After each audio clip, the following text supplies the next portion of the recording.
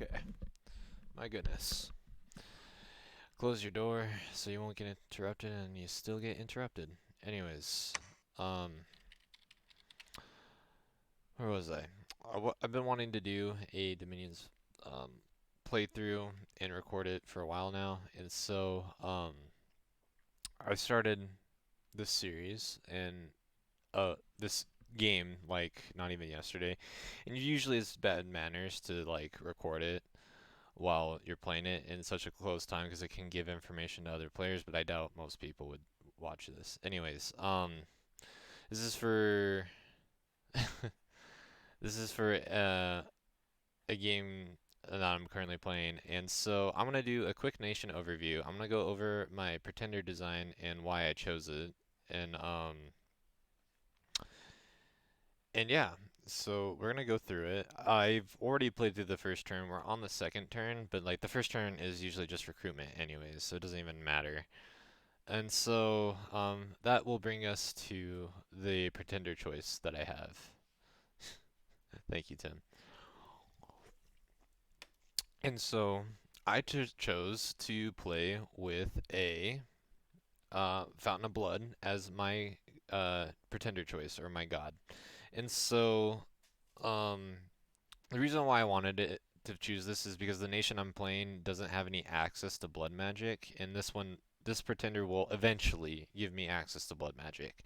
I took him in prison, so he won't come out for a very long time, but that doesn't matter. The main thing is I just have like a little strength buff for my dudes I'm gonna be using, and this stuff is pretty bad, honestly. I don't know why I took it, but at least my mages and my troops will be able to recuperate from any afflictions if they survive the battle, and that's kind of important. Anyways, I'm gonna go over the units for my nation. You know what? We'll just where is it? Here we go.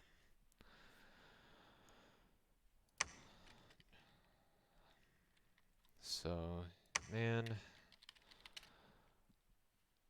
ooh, an unexpected. Cool. Love that. Turn two, an unrest event. Gotta love it. Okay, that's why you take luck three. Super sick. That is my initial reaction because I haven't opened up this turn yet.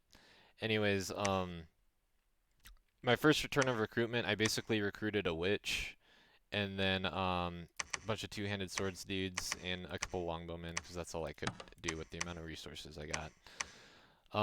Anyways, I'll go over the units briefly. I am playing a mod of this version that mostly keeps it vanilla, but there's a little bit of changes with the units.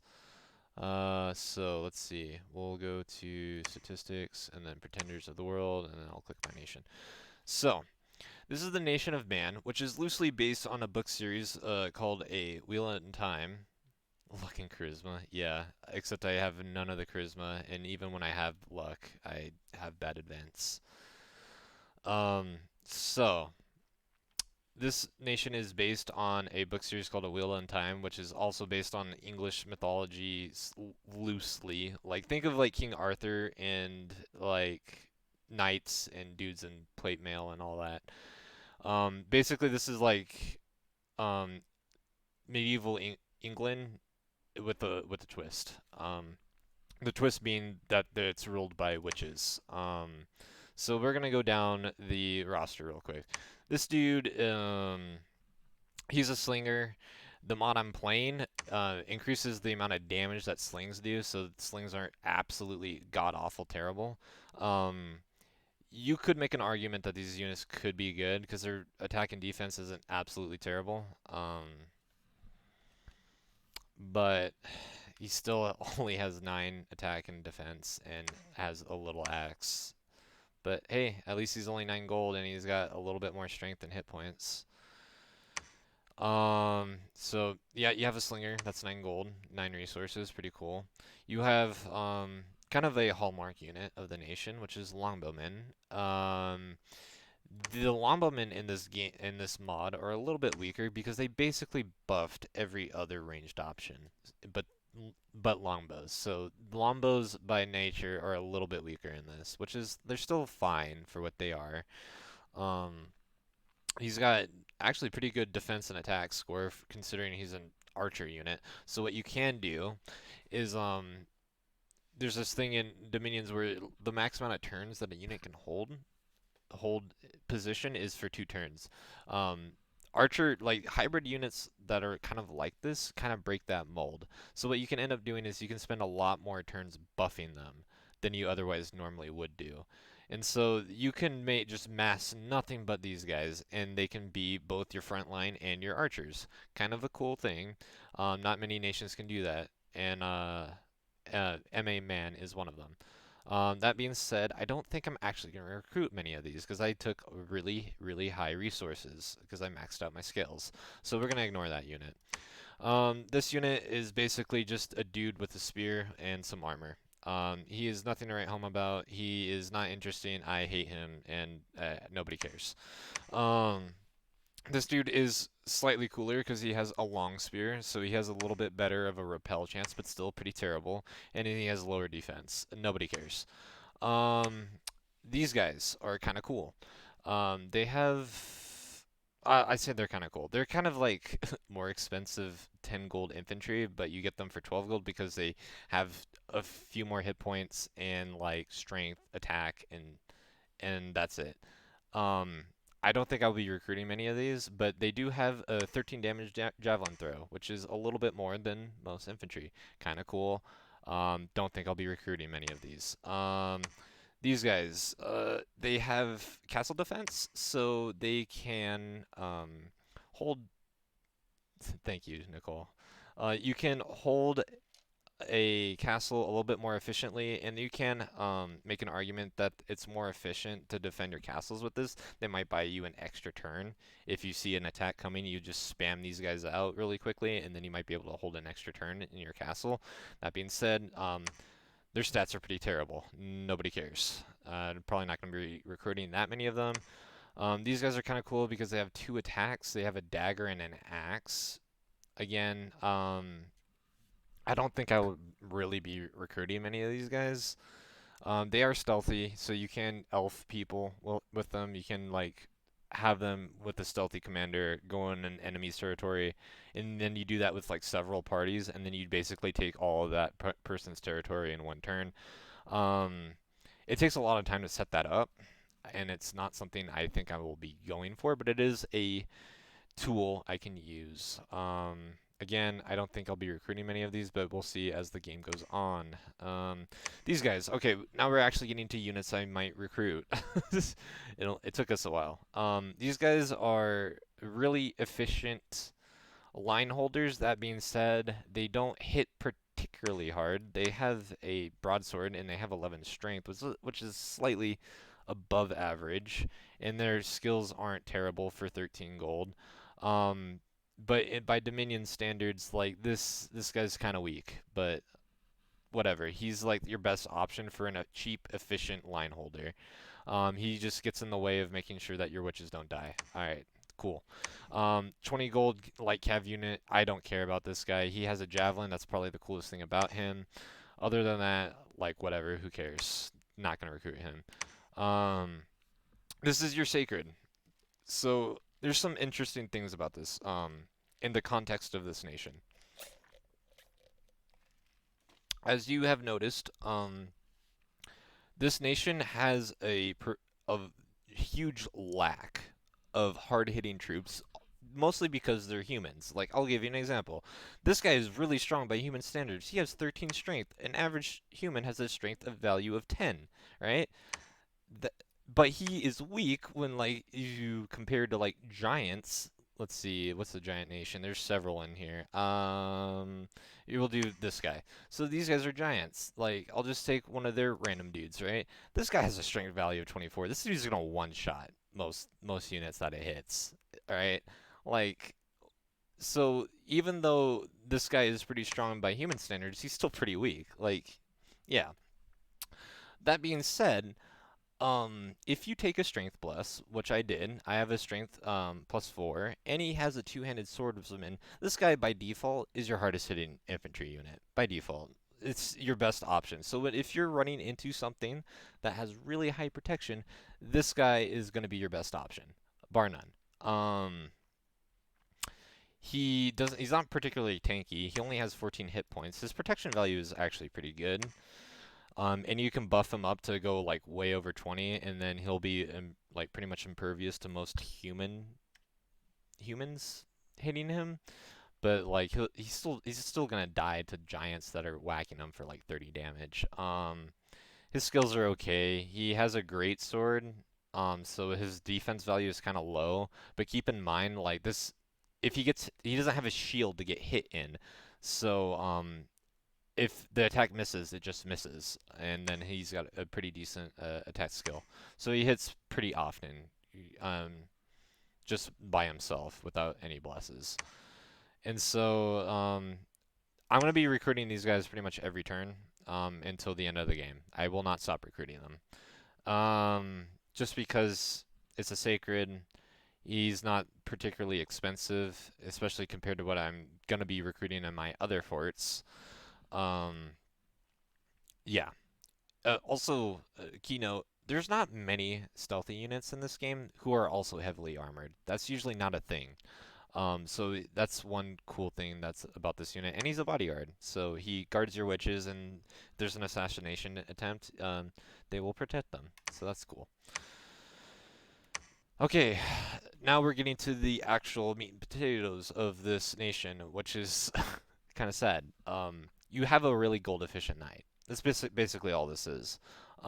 It's not even the best knight in this uh, age. I think that title would probably go to like the Black Knights of Ulm, because they have more protection, they have more hit points, they hit harder. The only knock that they have is they have slightly less resistance, but like whatever. What you get on the other side of it is really good.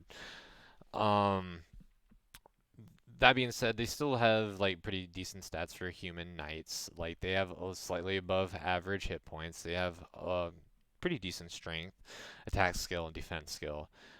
Lance, hoof, sword, so they get 3 attacks, and a kite shield, so that's cool. These guys are probably gonna be what I'm recruiting mostly of. And then that brings me to my second unit, which is basically a supercharged version of this, of the unit that we just looked at, except he has 20 more gold instead of 40. He has a little bit more hit points. The attack and strength stay the same, but their defense goes higher, and most importantly, well, two things, most importantly. It has recuperation, so any afflictions that they get, they will heal over time, so they're not useless after, like, they get in a few battles and they rack up a ton of afflictions. And then they also have an additional attack on top of the lance, the sword, and the hoof. They have an alicorn attack that's also magic. Keep that in mind. If you're fighting ethereal units, this guy will help you out. He's pretty much the only innate magic attack that you have as a nation. So, gonna be recruiting these when I can. That's gonna be kind of hard because their resource and gold cost is extremely high, but that's the reason why we took really good scales.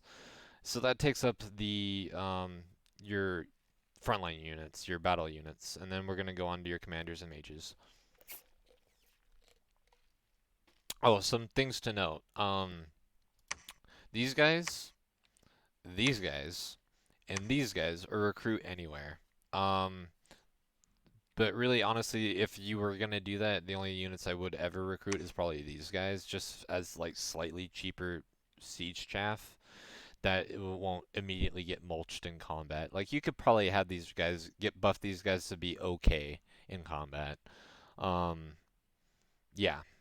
So you know what? I'm gonna do this in reverse order. I'm gonna start on the right side here. So this guy is the first mage we're gonna be talking about. He starts out with one path in Earth, and then he randoms. He has a 100% random chance of one of these 4 paths: Fire, Air, Earth, and Nature. So some of these randoms are kind of useful, and some of these randoms are absolutely worthless. So the fire random is going to be your only native access to fire. So you'll have a fire one, earth one, and there are some magic items that you can forge that are helpful. You can forge firebrands and helmet of heroes and like a couple other things. So he's pretty decent. He's not really good in magic or buffing or anything because it's just an earth one, fire one. Like, what is he gonna do? Throw fire darts? Like, whatever. Second, the second path, earth and air. Sorry.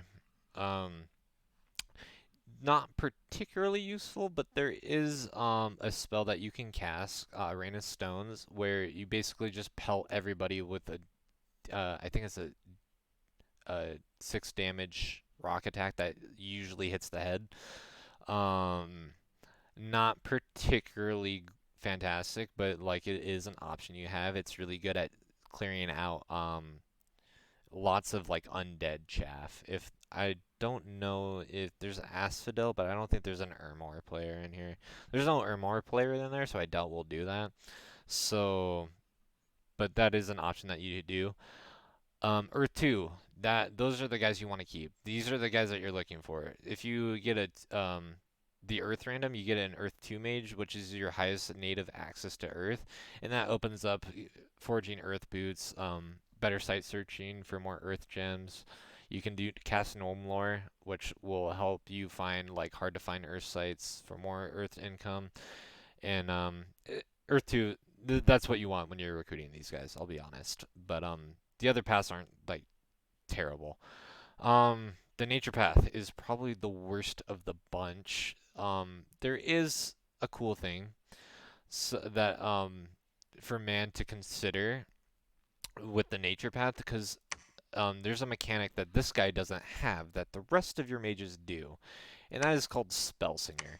And Spellsinger is a unique mechanic where um, your mages take longer to cast spells. Like I think it's they cast them at 125% the normal rate that other mages do, but they also take way less fatigue. I think it's like half fatigue. Um, don't quote me on that. I'm not entirely sure, but it's it's both a blessing and a curse because certain buffs to counter certain spells um, you want to get those buffs out as quickly as possible so your opponent can't just pop it the first combat turn and then just wipe your mages or something like that. So that comes into play because this guy doesn't have Spellsinger. And if there is an earth or a nature spell buff that you want to get out as quickly as possible, this guy's your only option. And he has to be a nature random because there's another mechanic in this nation that is very important. That not other nature nations have. They have nature communions. So if you have a nature one mage, they can join a nature communion and then cast like big spells, even though they're like fucking like Earth one, Nature one. All right, moving on. This is just a commander, a mounted. There's a indie commander that also has 60 leadership that is like 5 more gold. This guy's a little bit cheaper. I think he is recruit anywhere. That's like his one saving grace. Nobody cares about this guy. So this is your cap only mage. She is takes for 2 turns to recruit because you only have castles, you don't have citadels. And so she's a Air 2, Nature 3, which is pretty respectable pass, especially by human standards and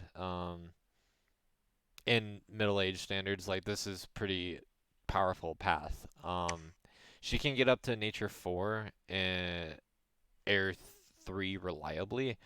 If you're real lucky, you might get a Nature 5 or an Air 4. That is absurdly rare. If that happens during a multiplayer game, protect them with your life.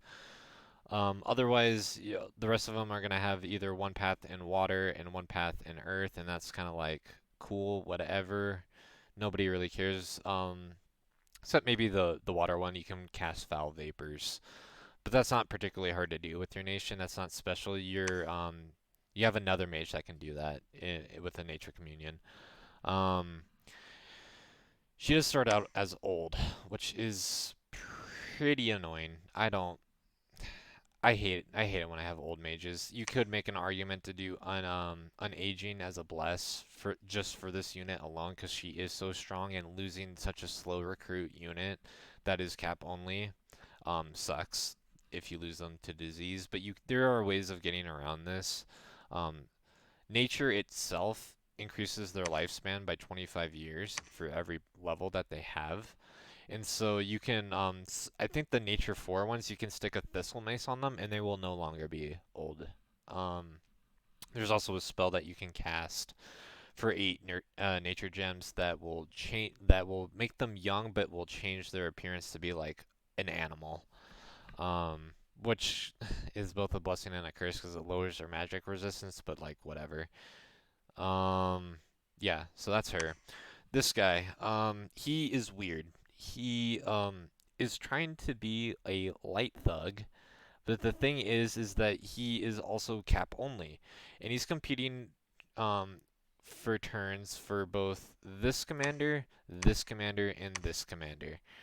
I mean, sorry, he's competing for recruitment turns for this commander mostly, and so what he wants to be is like basically a light thug. That's what he wants to be. He's a nature one, who's holy. He has combat caster, which is kind of cool, I guess.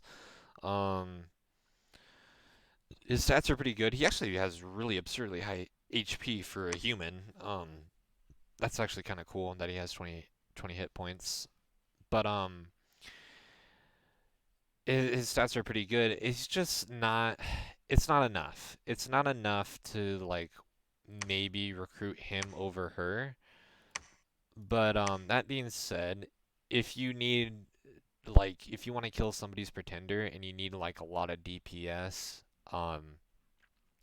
like you can forge a sword of sharpness and put it on this guy and he'll be fine. You equip like you can recruit 2 of these and like equip them with swords of sharpness and then have them mob onto a pretender and they'll kill them pretty quickly. Especially if you buff their strength and you have a strength bless, like you could do that. That works. Outside of that, there isn't really much of an application for this guy. Um, and he's also pretty expensive. Like 160 for this is like this is getting close to like not don't even he's too expensive. Like why would you even bother? But that being said, he is a tool that does have a niche for your nation. Probably won't be recruiting that many, maybe a couple. Depends on what I'm fighting. But yeah, this guy is a basically this guy, but as a commander. Not incredibly useful. He's also super expensive. Only has 80 leadership. At least he has recuperation, which is cool, I guess. His stats aren't that standout, to be honest. 120 gold is pretty expensive for an 80 leadership commander, especially when you have an 80 leadership commander who's 70 gold. Um, you could put items on him, I guess. He could serve the same role as this guy, but he's on a horse, so he's a little bit harder to hit. But he's also not sacred. Um, so I don't know. He's a weird unit. I probably wouldn't recruit him ever.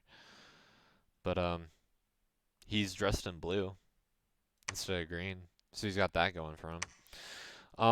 So this is your standard mage. This is probably what you should be spamming out of your forts. And so, she is a guaranteed 1 path in nature, and then she has 2 randoms, each random. So she gets 2 1-level randoms of air and nature, and so you can get up to nature 3 on them, or air 2 nature 1, or air 1 nature 2, some variety of that. And then they have an additional 20% chance at either a water or an earth, and that roughly estimates to about 10% of them will have water 1 or earth 1. And so,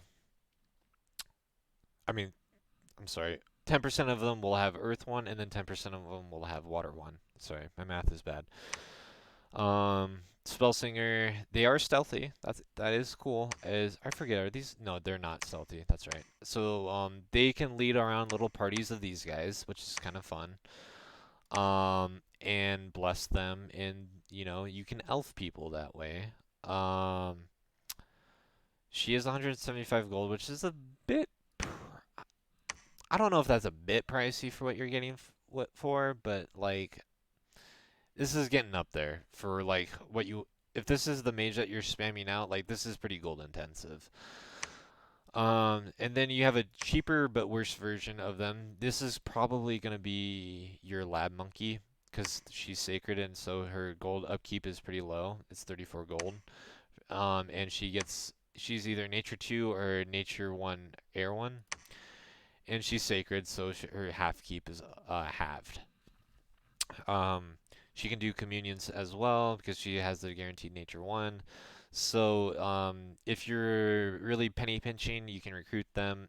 The these white gown girls for 85 gold rather than the 175 of the green gown girls. Bards. So bards are interesting because they are your most gold efficient, like recruitment cost, communion slaves.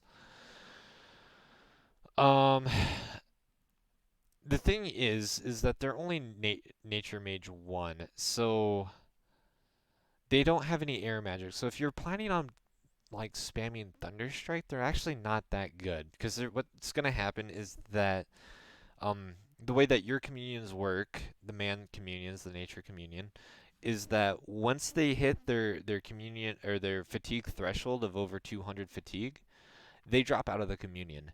And so what happened? They don't continue doing like supporting the communion, and so your your um your communion masters will not have those magic paths increased anymore. And so if you're trying to spam out air, they're going to fatigue out faster because they don't have that path, as opposed to maybe like you have a bunch of these girls as your communion slaves. And so they're fine if you're doing only nature magic, but if you're doing air magic, I probably wouldn't recruit these guys as your communion slaves. Their research, they're good for communion slaves and nothing else. I mean, he is a spy, that's cool, I guess, but like whatever. Um, yeah. All right. The monk. Monks are cool. I like them. They are on paper they seem terrible because it's just a holy one, but he is your most gold efficient researcher. You can recruit them anywhere that you have a temple, and they're holy. They're a holy 25 gold commander. Just think about that. The amount of memes you can do with a holy priest that's 25 gold. You can literally take a massive strength buff, and I've seen this before. You can take a massive strength buff, and if you have like dwarven hammers and you have good gem economy, you can equip these guys with like bows of war. And I've seen this before, and like just have like 10 of them with bows of war, just pelting the field with like over 100 arrows of like 17 piercing damage. It's silly. You can do that. It blows my mind you can do that. Um, he's also stealthy. He can lead around your bands of wardens if you so choose. Like 10 wardens should be enough to take out most province defense. Um, yeah, he's cool. I like him. And he researches. And I don't remember if he's affected by magic skills or not. I want to say no. I'm not entirely sure. But he is your most gold efficient researcher. Castilian, he is a 70 gold, 80 leadership commander. Enough said. Foresters, these guys can also lead troops. They can lead bands of your foresters. He's just a dude. He's just a forester with a fancy hat. Yeah. He's also a really efficient patroller, as are these guys. I forgot to mention that. Which can be nice sometimes, especially if you're dealing with assassins, which are pretty common in the Middle Ages. A lot of nations have assassins in the Middle Ages. Um, so yeah, he's cool. Um, he's also he's like kind of like the monk, except he's not holy, so he doesn't get the big strength buff. But you can equip him with um like a bow of war if you would rather, if you don't have a strength bless, and he has a precision value of 13, which is better than like the monk's precision value of 10, if you so choose. And he can shoot arrows.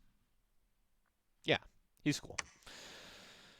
And that is the unit lineup. And now I'm actually going to play the game.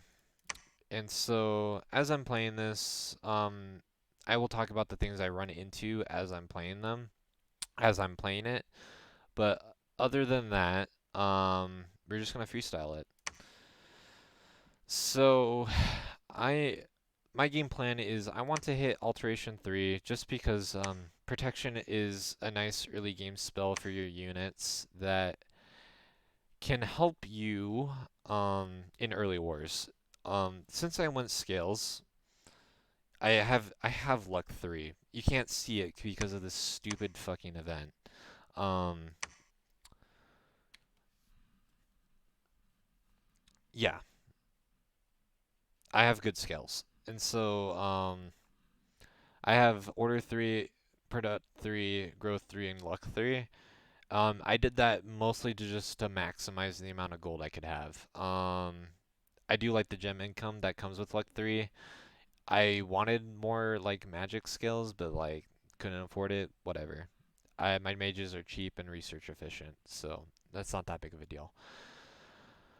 Um, so Los Pantalones is Viejo is my named prophet.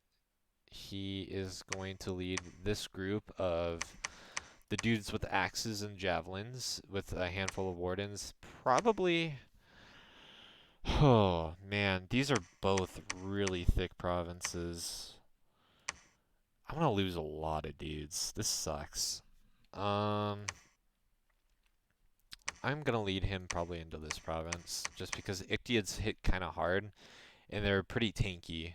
Ictiads I think have 17 health, whereas these guys are like normal humans and they only have 10.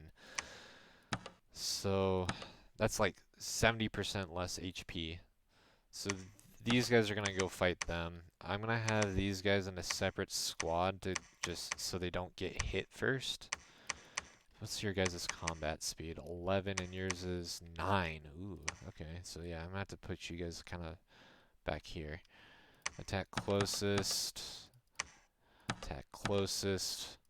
Fire archers, you're gonna cast Divine Blessing and spam your smite spell.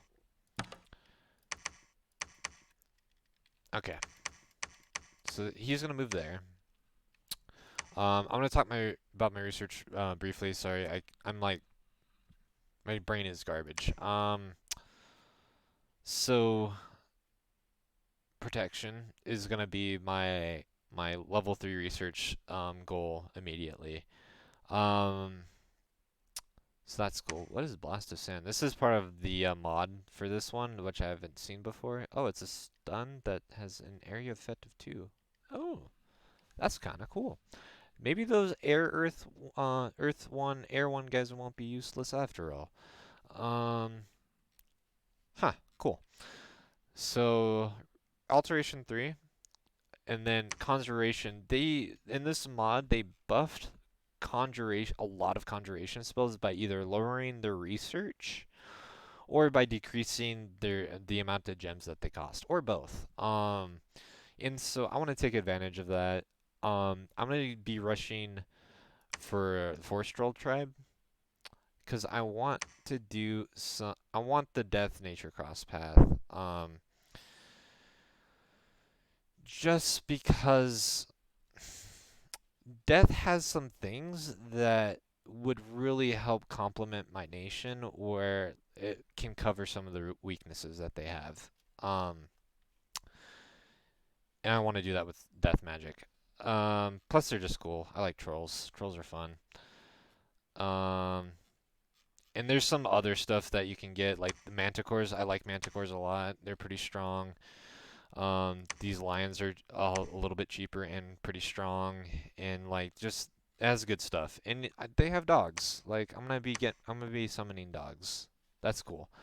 All right, and so this is my research goal, and I think that's gonna be my turn. I really need to take a shit, so I'm gonna end stream right now. Goodbye.